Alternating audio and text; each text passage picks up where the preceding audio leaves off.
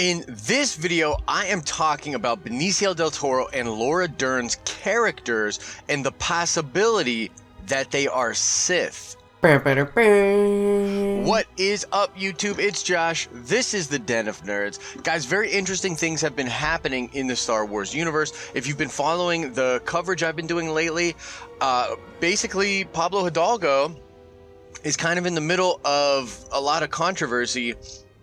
Now, some of this stuff is much to do about nothing. Some of it, I think, is actually pretty telling. And he was doing an interview in, I believe, Chile, a Star Wars event in which he unveiled some things. He then tried to clear up some other things on Twitter and ended up causing a lot of people to think some interesting things. So I'm going to focus on one aspect of what he has recently been saying on Twitter and pull some speculations in. Now, here is the thing. He said, as far as Laura Dern and Benicio del Toro's characters go, he said we should not trust those characters and we should not trust the portrayal of them in the photographs from Vanity Fair. He literally said that their looks can be deceiving, okay? And he said that. So a couple of different things pop off. Now, first of all, the fact that their looks could be deceiving. That's very interesting because let's start with Benicio del Toro's character. Now, this DJ character looks like kind of a grungy, violent, smuggler-esque type of a person. But it is possible that he is actually like kind of an accountant type character or really shady when it comes to money or currencies. If you've seen my Does DJ Mean Dark Jedi video, you'll know that I think it means Dow Jones, and I think that he's in the money game. So that's kind of interesting. Also with Laura Dern's character, here's what's weird. She's an admiral for either the Resistance or the Republic. So that's kind of an interesting thing. Now, this picture of her shows her in this very elegant attire, and they said that her hair is going to be explained. It's a cultural thing. It is something to do with her people, which is kind of cool. But she doesn't really look like an admiral to me. I mean, what admiral dresses in this kind of an attire?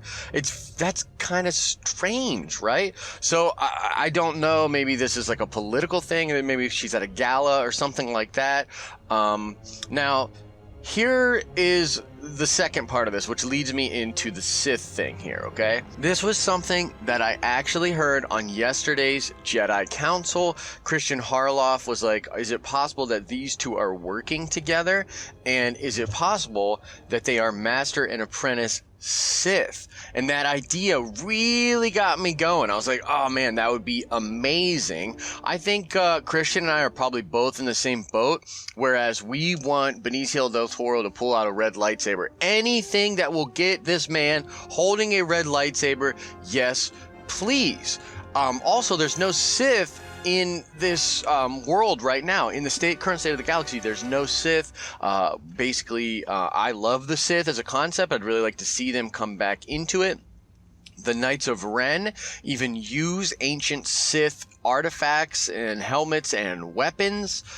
So the Sith are still a part of the fold or the fray, as it were, but they're not physically in the universe at all.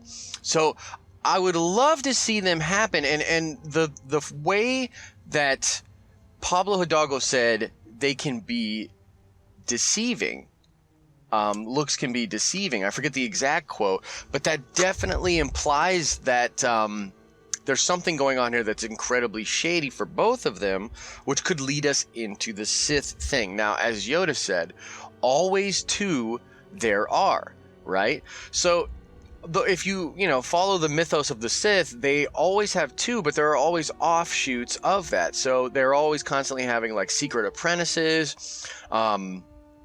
The Inquisitori were a thing, different Force users. So even though the Sith only had, the Darth Bane rule of two, there were other Sith that were constantly in flux. So it is possible that there is still a remnant of the Sith out there, and that both DJ and Admiral Holdo, I think, right, are the Sith. Now, let's talk about the DJ name. Could the D in DJ mean Darth? It absolutely could, okay? So if, let's say, his name is like Johannes or Jacob or something with a J, could it mean that Darth, the J word, like let's just say it's Jacob. Let's say his name is Jacob. Could the DJ refer to Darth Jacob? Absolutely. Also, remember this. When the Sith get their Darth name, it usually has very little to do with their birth name. So, like, for instance, Anakin Skywalker becomes Darth Vader. The Vader has nothing to do with Anakin. So even if the character's name, which apparently is not mentioned a lot in the film at all, is something completely different, like it starts with a D, a K, an L, whatever, it is still possible that the D refers to Darth and the J could just be his given Sith name, right? Very, very possible. From a story perspective, it would be incredibly interesting to have the Sith be a part of this whole thing, perhaps not even on the side of Snoke, but perhaps a third player or a fourth player in this galactic conflict as they are trying to reestablish the Sith. That would be really, really cool. Now, beyond the fact that I think this is just fanboy speculation, there could be some reasons that this would not be the case. First of all, Laura Dern and Benicio del Toro are pretty high-profile actors, and to cast them as Sith, I just don't know about that, because you would assume they would continue to be a part of this film franchise as we moved forward, and I don't know if you want to pay top billing for these characters continuously. I mean, it's possible, and you could make the argument that they would possibly only be in this film and the next film. I can see that. There could be ways, but the bottom line is, I don't know if these two characters of which were original creations by Rian Johnson, would come into the fray, be Sith, and then just be background players. I feel like they have to be pretty big parts of the film. Also, but you know, a caveat to that, just playing devil's advocate more or less to myself here, it was recently leaked that the story group does not have a really set plan for the future of not only this saga, but beyond it. So Rian Johnson was given pretty much free rein to take the story in any direction that he wanted. And the story group was more or less cool with it. There were certain things they had to tweak and keep it in canon, but they didn't have like an MCU type plan for the future of these movies, which some people are freaking out about online. I'm personally okay with. I might cover that in a separate video and talk exclusively about the direction of Lucasfilm, why this is good, but I'll probably wait until they make that June announcement. If you didn't know, guys, Lucasfilm is going to make a June announcement, or at least decide in June and perhaps announce later, what they are going to do with the future saga films, what they're going to do with the future anthology films. They're going to make that announcement relatively soon.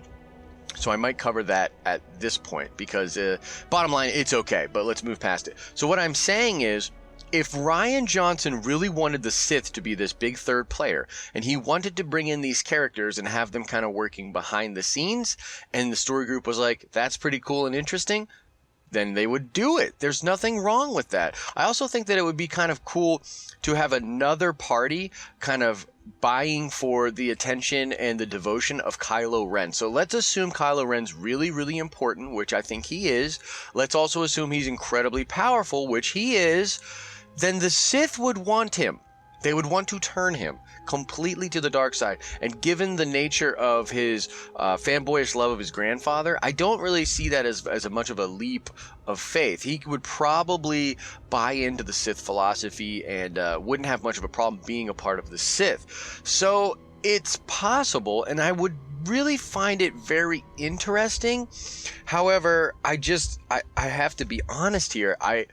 I think we're really drawing some fanboyish conclusions. This video is not me saying that I officially believe this to be the case. However, I can't really disprove it. It's a really, really cool idea, and I would be down with it. I also think we need a female Sith. There's great female Sith in Legends. There's great female Sith just in general from like games and the EU and different things like that. Kreia and just really, really interesting things out there with the Sith. I mean, I'd love for them to do a version of Abeloth. You know, even though that's kind of weird, I'd be down with that. So, at the end of the day, would I love to see Laura Dern and Benicio del Toro's character be Sith? Hell yeah, that would be freaking amazing.